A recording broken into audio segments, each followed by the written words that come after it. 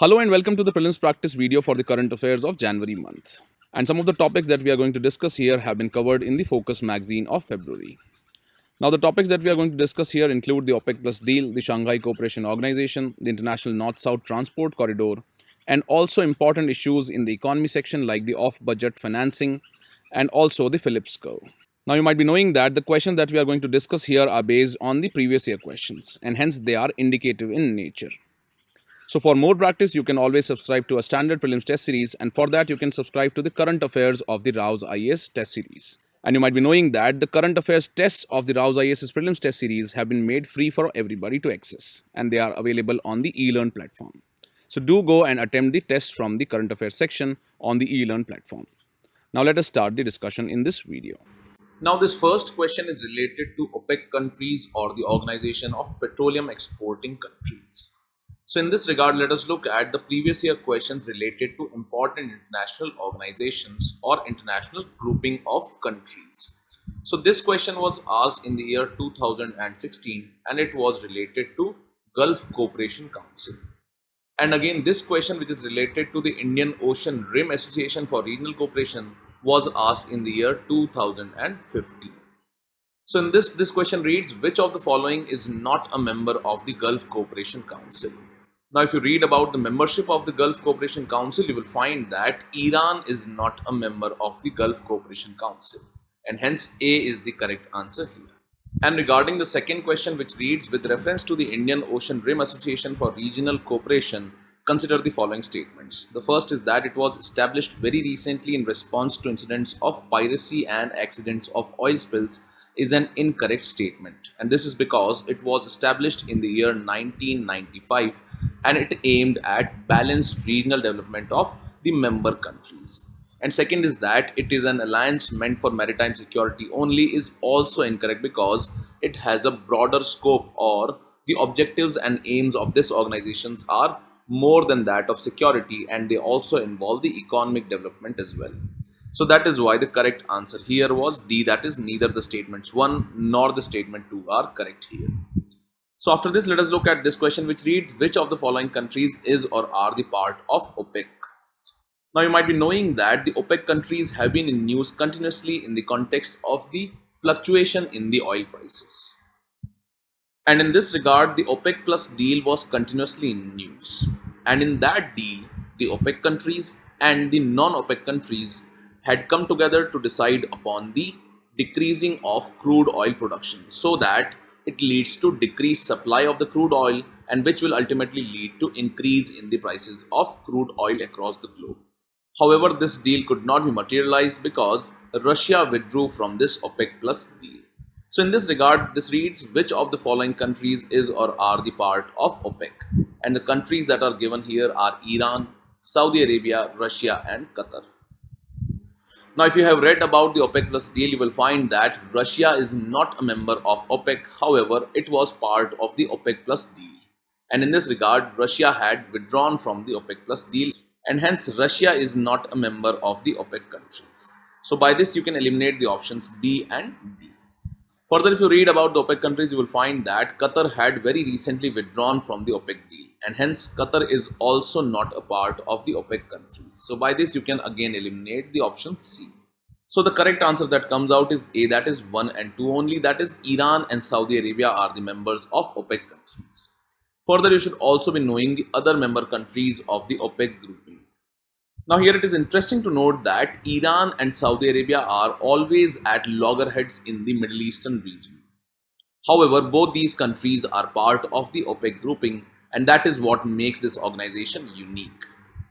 So because of the fluctuating oil prices, the OPEC grouping can be very important for us from the preliminary examination point of view. And for learning more about the fluctuating oil prices, you can always go through the Daily News Simplified, where these issues have been discussed in detail. With this, let's take up the next question now. Now, this Shanghai Cooperation Organization was in news in the month of January because recently the 19th summit of the SCO had been organized. Now, again, in the discussion of the previous question, we have seen that questions have been asked related to important regional groupings and organizations. And again, if you look at this question, it was asked in the year 2016 and it was related to an important trade bloc. So this question reads, with reference to the Trans-Pacific Partnership, consider the following statements. First is that it is an agreement among all the Pacific Rim countries except China and Russia. Second is that it is a strategic alliance for the purpose of maritime security only. Now this statement that is given here is incorrect because it is an agreement among only 12 Pacific Rim countries. And if you look at the map of the Pacific Ocean, you will find that there are more than 50 Pacific Rim countries. So that is why it is not an agreement among all the Pacific Rim countries. And the second statement that it is a strategic alliance for the purpose of maritime security only is also incorrect. And this is because it mainly focuses on the trade in the Pacific region. And that is why it has been termed as Trans-Pacific Partnership. So the correct answer here was D, that is neither the statement 1 nor the statement 2 are correct here. Again, if you look at this question that we have created, it reads, which of the following statements is or are correct about the Shanghai Cooperation Organization? First is that India and Pakistan officially became the members of the SCO at the Qingdao Summit 2018. Second is that it focuses only on handling the terrorism in the member countries. And third is that it has a permanent anti-terror structure attached to it. So now if you read about the Shanghai Cooperation Organization, you will find that it was established in the year 2001.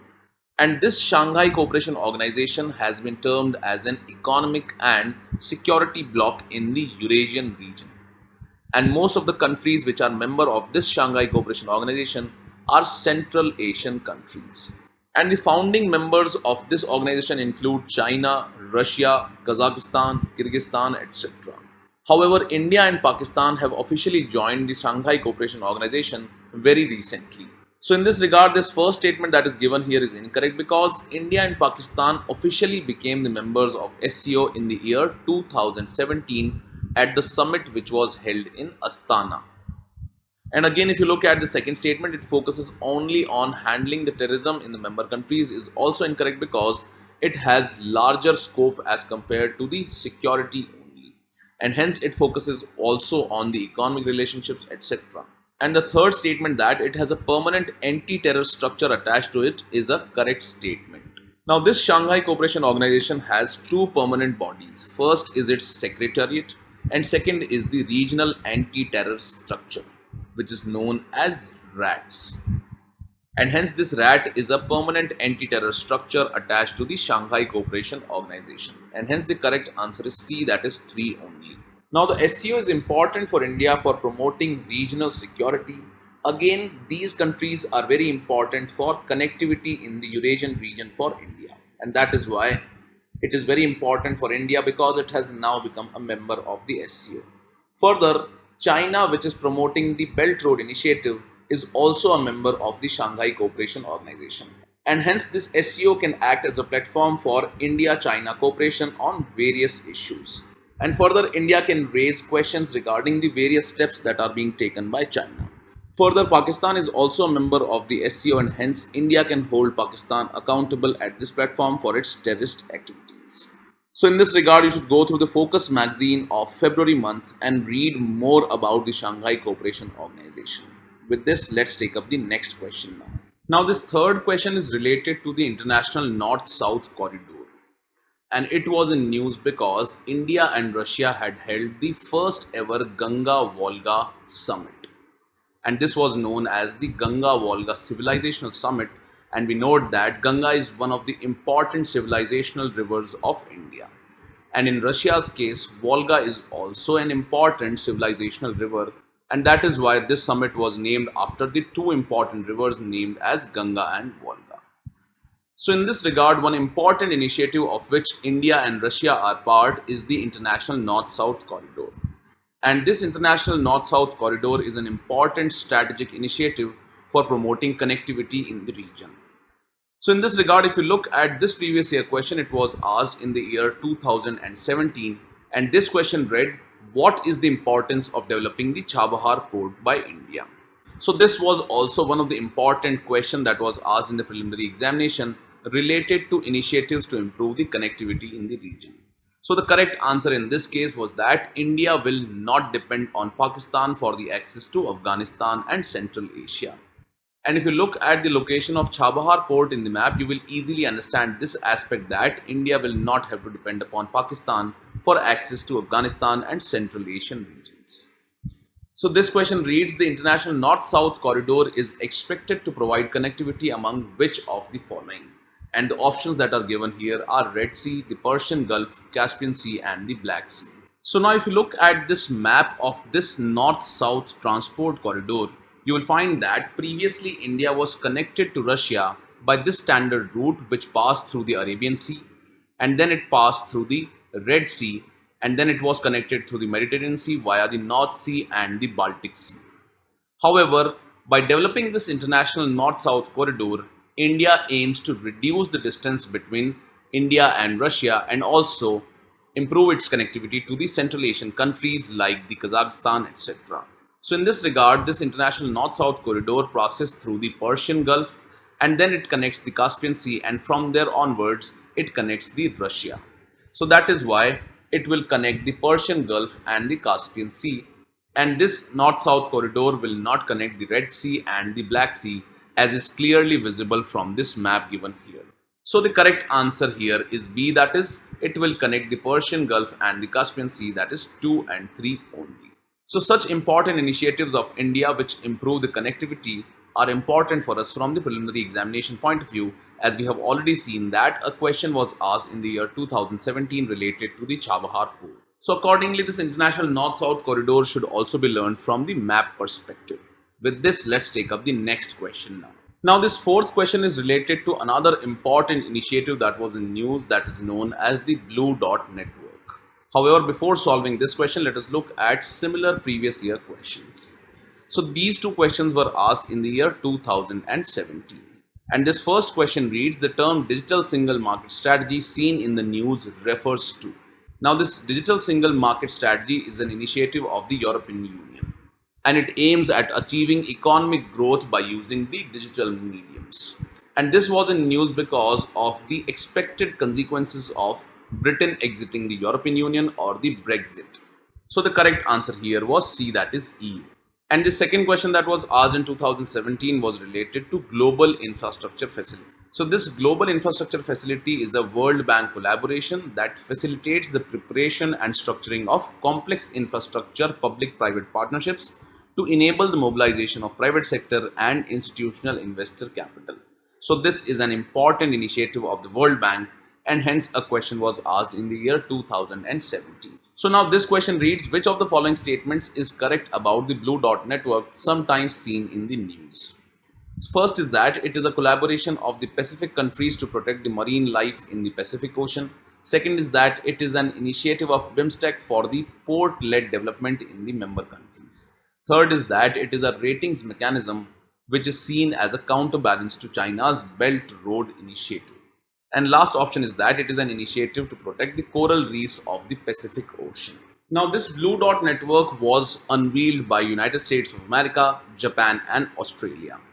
And it is a ratings mechanism which is seen as a counterbalance to China's Belt Road Initiative. So the correct answer is C here.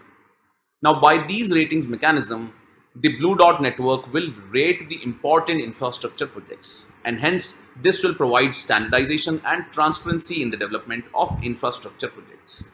Now, we already know that China has started its Belt Road Initiative and it is funding extensively projects in other countries. However, there have been concerns which have been raised regarding the debt which has been provided by the China.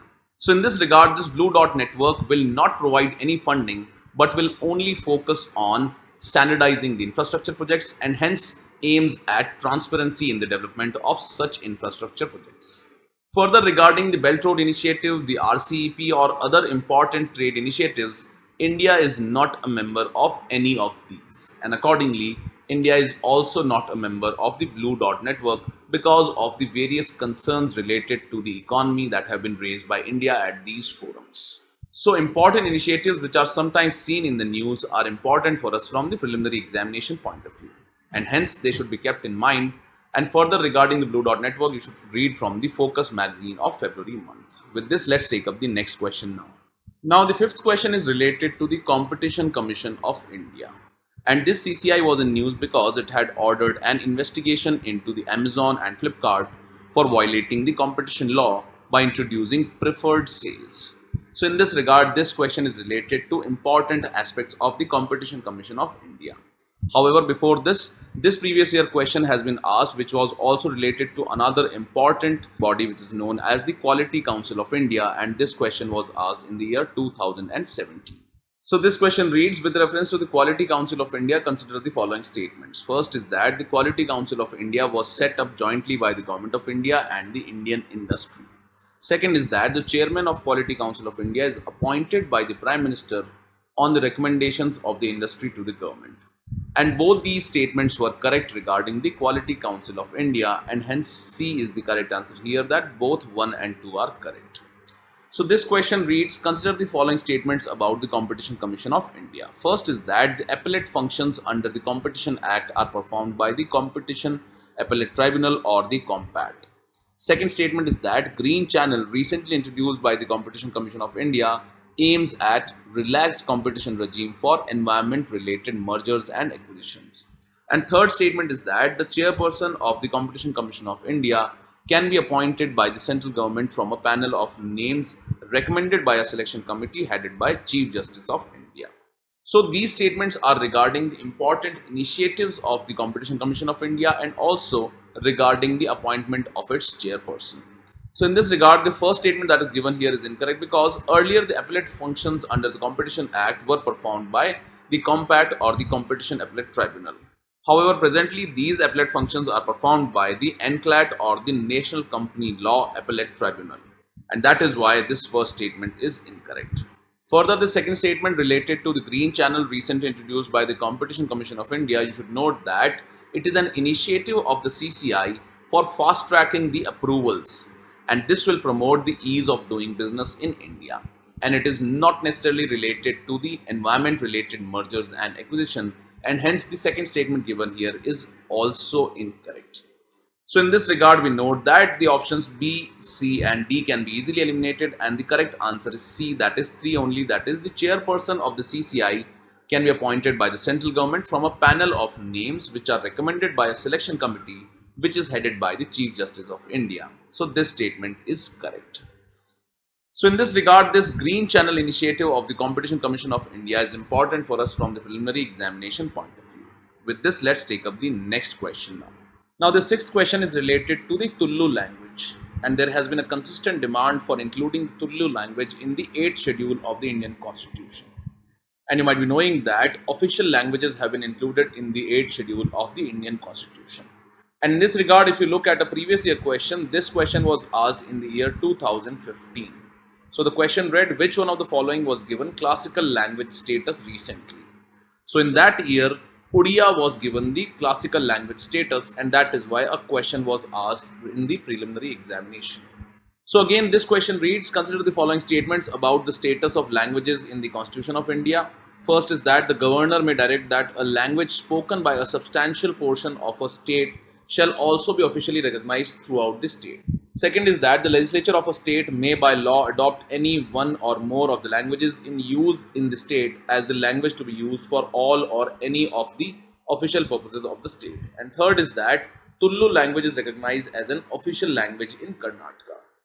Now regarding this first statement, this power of directing the state government for recognizing a language officially has been provided to the President of India under the Article 347, and hence this first statement given here is incorrect because the governor does not have such power.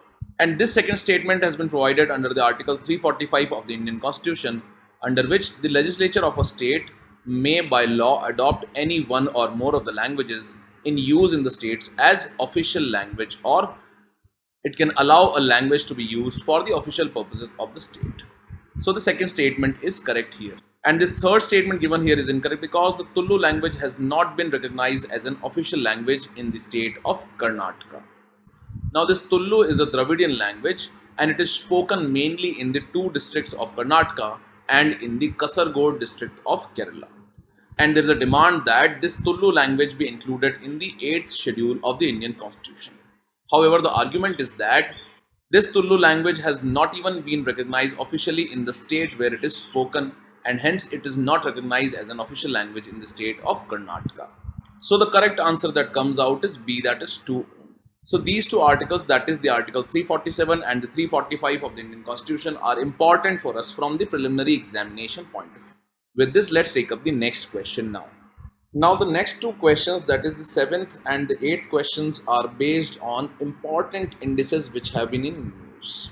And these two indices, namely the Democracy Index and the World Press Freedom Index, were in news because India's ranking has dropped in both these important indices of the democracy and the world press freedom. Now, before solving these questions, let us look at the way in which previously questions have been asked related to important indices in the UPSC preliminary examination. Now, in the current affairs discussion of the prelims practice of every month, we have been taking up important indices that have been in news and questions related to that. So, in the beginning, when we started with the current affairs of July, we already discussed the previous year questions related to important indices that have been asked in the preliminary examination. And accordingly, as you can see on this screen, there is a screenshot of the current affairs of July month. And in that, we have discussed that question related to global competitiveness report was asked in the year 2019. And again, question based on the ease of doing business was asked in the year 2019 and in the year 2016. And again, this question was related to global gender gap index and it was asked in the year 2015. So this global competitiveness report is published by the World Economic Forum, and again this global gender gap index is also published by the World Economic Forum. Further, regarding this question in the year 2016, it was related to ease of doing business and the body which releases this ease of doing business index. So as we all know that World Bank releases this ease of doing business index. However, the question that was asked in the year 2019 was related to the parameters of this ease of doing business index which is released by the World Bank. So the question read, which one of the following is not a sub-index of the World Bank's ease of doing business? So this question is asking about the sub-index which is not included under the World Bank's ease of doing business, and this should have been clearly noted before solving this question. So as you might all be knowing that it does not include the maintenance of law and order, and hence the correct answer was A. So as you can see, almost every year a question is asked related to important indices and reports. So in this background, all the important indices and reports which have been discussed in this year have been included in the prelims compass and have also been discussed in the various prelims practice videos. So do go through them and learn about these important indices and the organizations which release these indices. So after this, let us take up these practice questions, and the question number 7 reads, the Democracy Index is published by which of the following? Now you might be knowing that in this year's Democracy Index, which was published in the month of January, India's ranking fell from 40 to 50, and there was a drop of 10 numbers in the ranking of India under this Democracy Index.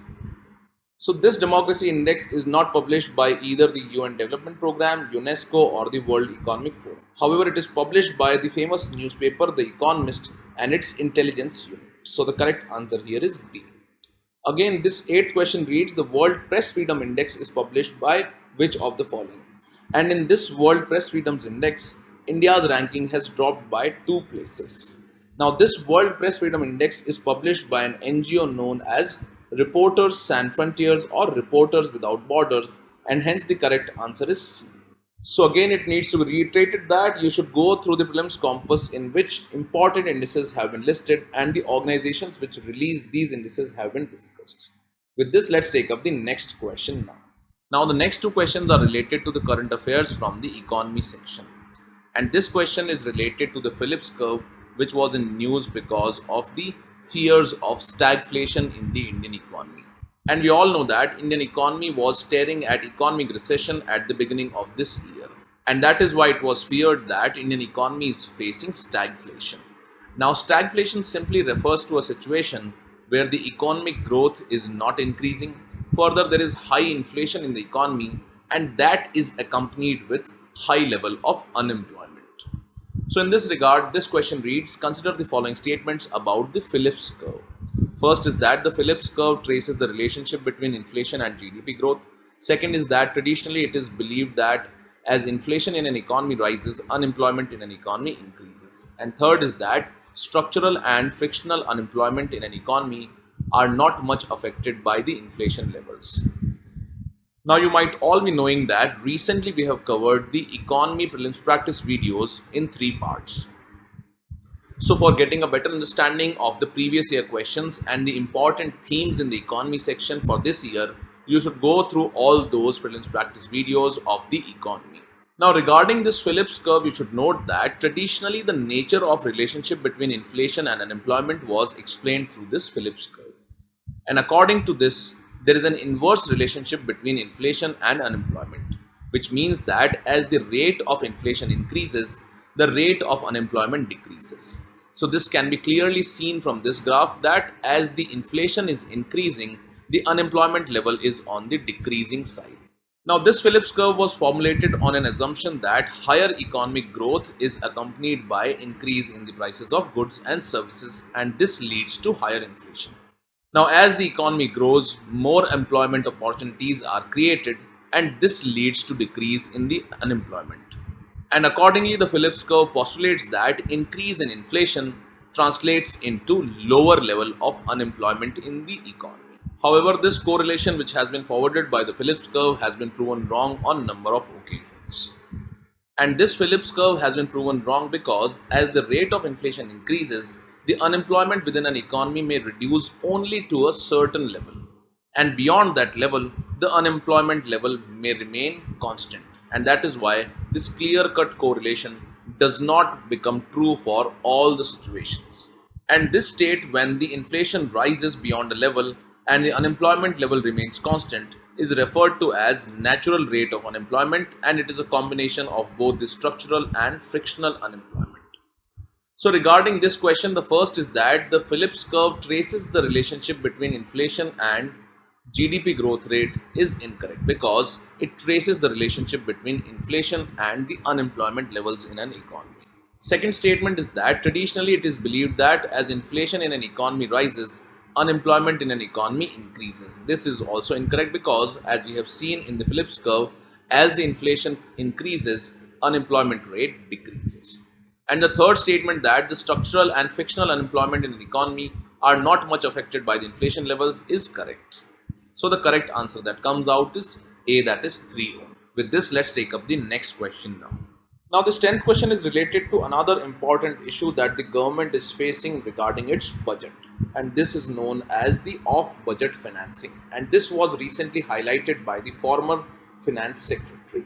So the question reads, consider the following statements about the off-budget financing, and first is that the government-owned PSUs undertaking market borrowings upon guarantee of repayment of loans by the government can be considered as a case of off-budget financing. Second is that it hides the government's actual expenditure and reduces the sanctity of government finances. And third is that it leads to reduced reporting of the fiscal deficit. Now, normally the government's expenditure and the revenue are accounted for in the budget of the Government of India, which is known as the annual financial statement.